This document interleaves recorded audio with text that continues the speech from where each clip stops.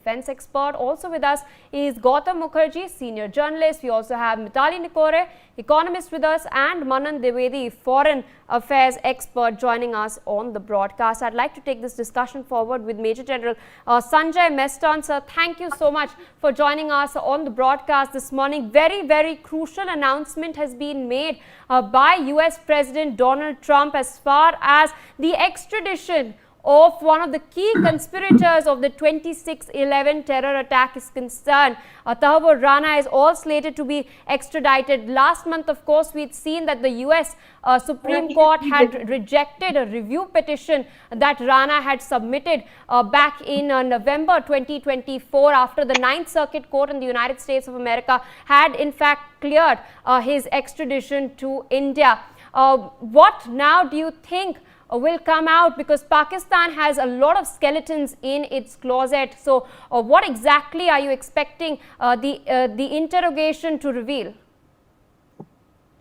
Yeah, good morning. Thank you for inviting me over. Firstly, I would just say the visit of Prime Minister of India has been a great success, and I think all announcements whichever have been made in the joint statements, they are a win-win situation for India and of course for the United States.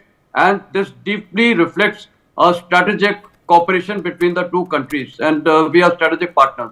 Now, coming on to the specific question, I think all the courts in United States had cleared the extradition, but now the political process, the President Trump has also cleared it. So it's again a good victory for India, and especially I would say to the credit of the National Investigative Agency, who were involved so many times, who went to US, met this guy, conveyed the American authorities, and also the Mumbai police, who were the instrumental in starting this investigation. So I think it's a very good thing happened for India.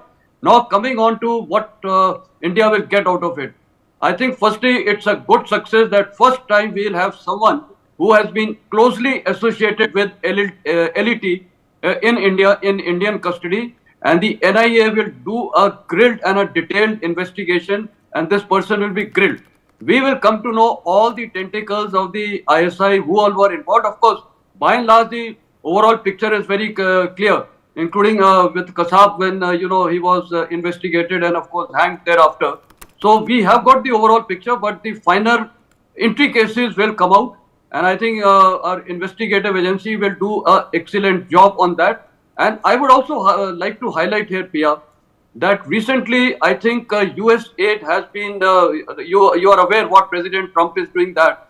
And it is emerged that the deep state involved in that was also involved in the funding of LET through a very, humanitarian organization fund, which was earlier the Jamaat-ul-Dawa, now which has a, renamed it as, I would say, Faleh-e-Insaniyat Foundation.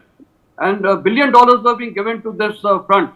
So this again shows that the deep state involvement was there to keep India, burning from whether it is Bangladesh side or whether it is from Pakistan side.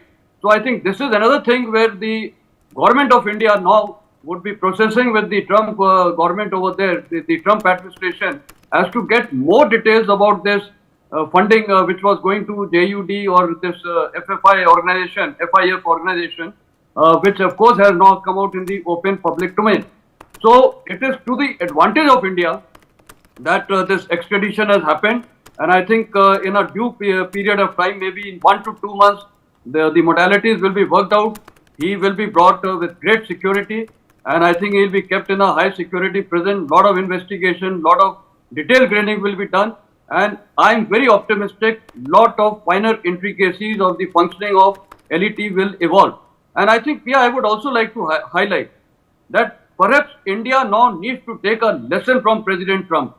There are two neighbors, especially Pakistan and of Bangladesh now, again into the folds of Pakistan. I think today as a nation, India needs to deal very firmly with these two countries. We should start deporting all the illegal immigrants, Bangladeshi immigrants, back to Bangladesh. We should be very firm. No any kind of infiltration should be accepted on open borders, whether it is through Nepal. We have to be very firm. Terrorism and insurgency cannot be accepted on the Indian soil, and we need to be firm on that. Pia. Indeed, I'd like to take this conversation forward with Mr. Gautam Mukherjee, senior journalist, also